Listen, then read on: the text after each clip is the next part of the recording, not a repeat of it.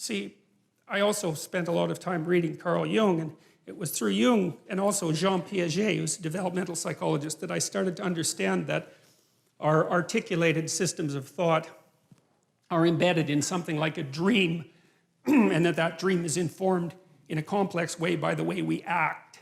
So, you know, we act out things we don't understand all the time, and if that wasn't the case, then we wouldn't need a psychology or a sociology or an anthropology or any of that, because we would be completely transparent to ourselves, and we're clearly not. So we're much more complicated than we understand, which means that the way that we behave contains way more information than we know.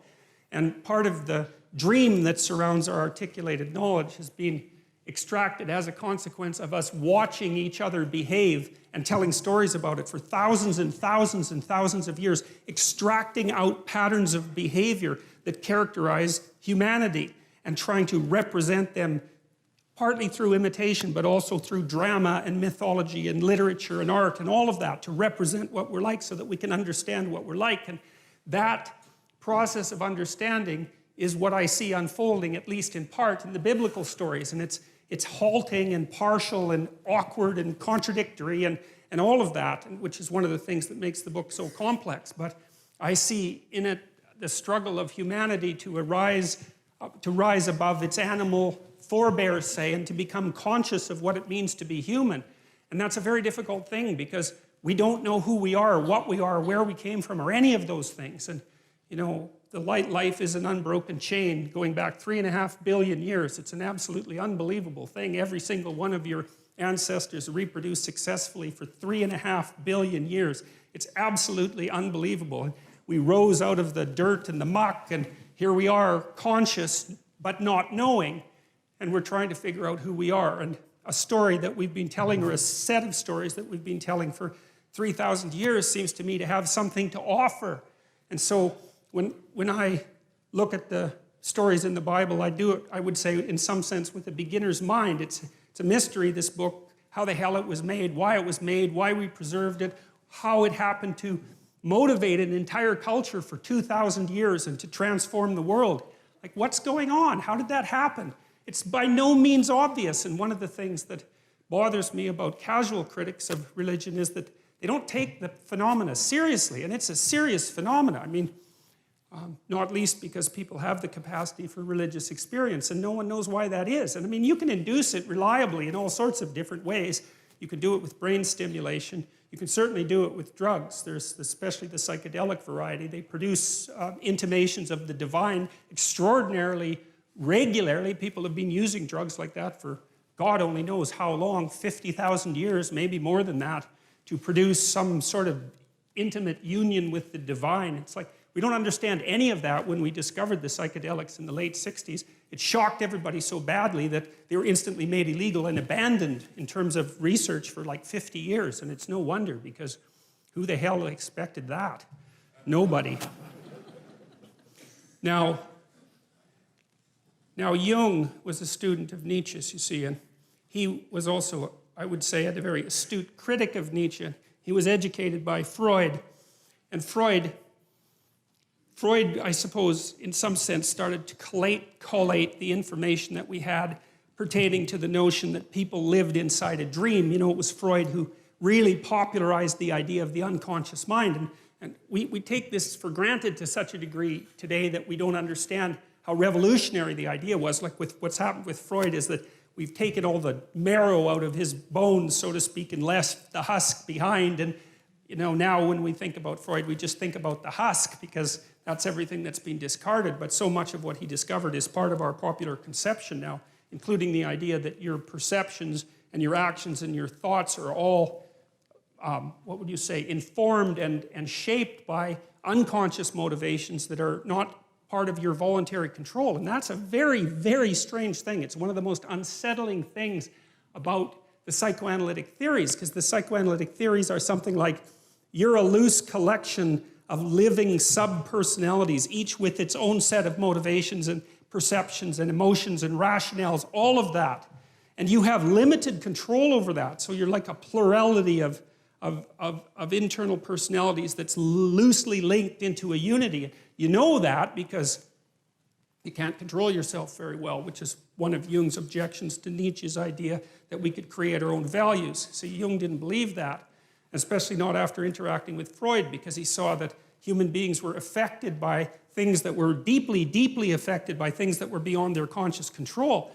And no one really knows how to conceptualize those things. You know, the cognitive psychologists think about them in some sense as computational machines. And the ancient people, I think, thought of them as gods, although it's more complex than that. Like rage would be a god. Mars, the god of rage, that's the thing that possesses you when you're angry. You know, it has a viewpoint and it says what it wants to say, and that might have very little to do with what you want to say when you're being sensible. And it doesn't just inhabit you, it inhabits everyone, and it lives forever, and it even inhabits animals. And so it's this transcendent psychological entity that inhabits the body politic like a thought inhabits the brain. That's one way of thinking about it. It's a very strange way of thinking, but it certainly has its merits. And those things, well, in some sense, those are deities, although it's not that simple. And so Jung got very interested in dreams and started to understand the relationship between dreams and myths, because he would see in his clients' dreams echoes of stories that he knew because he was deeply read in mythology.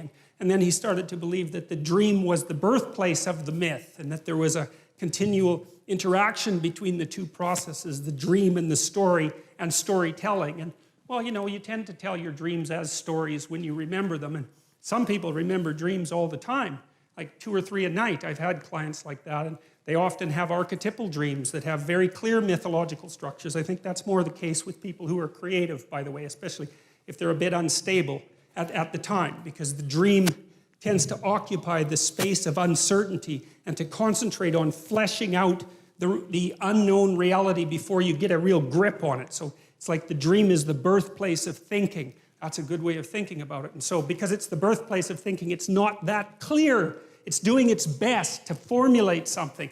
That was Jung's notion, as opposed to Freud, who believed that there were sensors, internal sensors, that were hiding the dream's true message. That's not what Jung believed. He believed the dream was doing its best to express a reality that was still outside of fully articulated conscious comprehension. It was, because you think, look, a thought appears in your head, right? That's obvious. Bang, it's nothing you ever ask about. But what the hell does that mean? A thought appears in your head. What kind of ridiculous explanation is that? You know, it just doesn't help with anything. Where does it come from? Well, nowhere. It just appears in my head. Okay, well, that's not a very sophisticated explanation, as it turns out, you know? And so you might think that those thoughts that you think, well, where do they come from? Well, they're often someone else's thoughts, right? Someone long dead, that might be part of it, just like the words you use to think are utterances of people who've been long dead. And so you're informed by the spirit of your ancestors. That's one way of looking at it. And your motivations speak to you, and your emotions speak to you, and your body speaks to you. And it all does all that, at least in part, through the dream. And the dream is the birthplace of the fully articulated idea. They don't just come from nowhere fully fledged, right? They have a developmental origin, and God only knows how lengthy that origin is. Even to say something like, I am conscious, you know, that's taken, chimpanzees don't say that. You know, it's been 7 million years since we broke from chimpanzees, something like that from the common ancestor. You know, they have no articulated knowledge at all. They have very little self-representation in some sense, and very little self-consciousness. And that's not the case with us at all. And we had to painstakingly figure all of this out during that, 7 million year voyage. And I think some of that's represented and captured in some sense in these ancient stories, which I believe were part of, especially the oldest stories in Genesis, which is the stories we're going to start with, that some of the archaic nature of the human being is encapsulated in those stories, and it's very, very instructive as far as I can tell. I can give you just a quick example. You know, there's an idea of sacrifice in the Old Testament, and it's pretty barbaric, you know. I mean, the story of Abraham and Isaac is a good example of that, because Abraham is called on to actually sacrifice his own son, which doesn't really seem like something that a reasonable God would ask you to do, right? And the God in the Old Testament is frequently cruel and arbitrary and demanding and paradoxical and which is one of the things that really gives the book life, because it wasn't edited by a committee, a committee that was concerned with not offending anyone, that's for sure. So